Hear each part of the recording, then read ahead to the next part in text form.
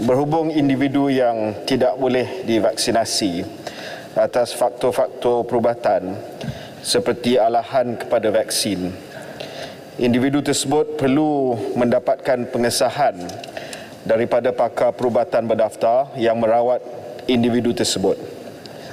Pakar perubatan akan menasihatkan pengambilan vaksin dari jenis yang lain yang bersesuaian, dan perkara ini ada dalam Clinical Guidelines KKM untuk vaksinasi COVID-19. Sebagai contoh, jika seseorang didapati menghidapi alahan kepada vaksin jenis Pfizer, vaksin jenis lain seperti Sinovac boleh diberikan. Sekiranya individu tersebut disahkan tidak boleh mengambil sebarang jenis vaksin COVID-19 atas sebab-sebab perubatan, individu tersebut perlu mematuhi SOP dengan lebih ketat secara kendiri seperti memakai pelitup muka, memastikan penjarakan fizikal, kerap mencuci tangan dan lain-lain, disebabkan individu tersebut lebih berisiko untuk mendapatkan jangkitan COVID-19. Individu tersebut boleh memohon sijil digital khas atau sijil pengecualian vaksinasi di MySejahtera melalui pejabat kesihatan daerah berdekatan dengan mengemukakan borang khas slip penilaian kesesuaian menerima vaksin COVID-19 bagi pesakit dengan masalah kesihatan tertentu yang telah disahkan oleh pakar perubatan seperti berikut kepada pihak PKD berdekatan. Pertama, pakar perubatan di hospital swasta yang merawat individu atau pakar perubatan atau pegawai perubatan yang merawat semasa ketiadaan pakar perubatan di hospital kerajaan yang berpakar atau pakar perubatan keluarga di klinik kerajaan. Jika permohonan adalah lengkap dan mengikuti syarat yang telah ditetapkan, sijil digital tersebut melalui MySejahtera akan diperolehi dalam tempoh seminggu. Terima kasih. Soalan tambahan pertama. Terdapat 3 kategori mereka yang belum menerima vaksin, iaitu mereka yang berisiko kesihatan disebabkan faktor kesihatan, anti-vaksin, dan juga ada juga golongan vaksin hesitancy.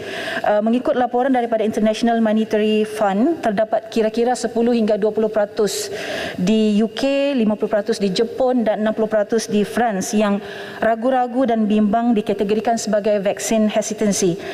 Soalan saya, adakah kementerian sudah membuat kajian dan penilaian kepada mereka yang belum lagi mendaftar untuk menerima vaksin, sama ada anti-vaksin ataupun vaksin hesitancy, dan juga bagaimana mereka yang berada di luar bandar, berapa peratusan rakyat Malaysia yang bergantung kepada kad fizikal vaksinasi ini, dan sekiranya hilang, apa yang perlu dilakukan dan apakah kementerian boleh membantu, bagaimana kementerian akan membantu mereka ini, terutamanya mereka yang berada di luar bandar dan pedalaman. Terima kasih. Terima kasih. Yang Menteri. Terima kasih Yang Berhormat.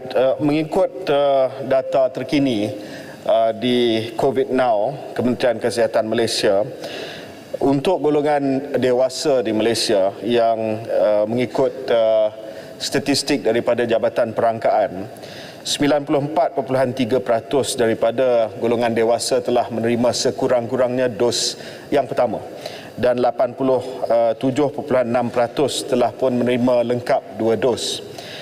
Jadi Kementerian Kesihatan Malaysia dapati bahawa jumlah yang masih belum menerima vaksin ini adalah sangat-sangat kecil di kalangan populasi dewasa.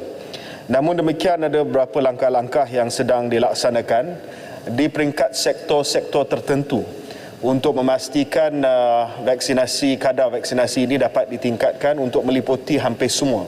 Antara contoh kenyataan oleh Ketua Pengarah Perkhidmatan Awam baru-baru ini yang mewajibkan vaksinasi secara mandatory kepada penjawat awam, dan juga selepas itu beberapa sektor-sektor lain termasuklah sektor swasta mungkin akan juga mensyaratkan vaksinasi. Untuk mereka yang masih lagi tegar untuk tidak mahu menerima vaksin, kita juga telah umumkan bahawa beberapa kebebasan hanya akan diberi kepada mereka yang telah menerima vaksinasi yang lengkap. Jadi dengan pendekatan ini, saya harap lebih ramai lagi yang masih lagi tegar untuk tidak mahu menerima vaksin akan tampil untuk mendapat maklumat yang terperinci, dan kita sentiasa bersedia untuk memberi maklumat kepada sesiapa pun berkenaan dengan keberkesanan dan kesihatan vaksin ini. Hari ini kita akan muat naik dalam laman web Kementerian Kesihatan Malaysia hari ini berkenaan dengan kesan sampingan yang serius, supaya rakyat dapat melihat bahawa dari segi kesan sampingan yang serius tidak banyak, dan setakat ini tidak ada satu pun kematian yang disebabkan vaksin COVID-19. Terima kasih.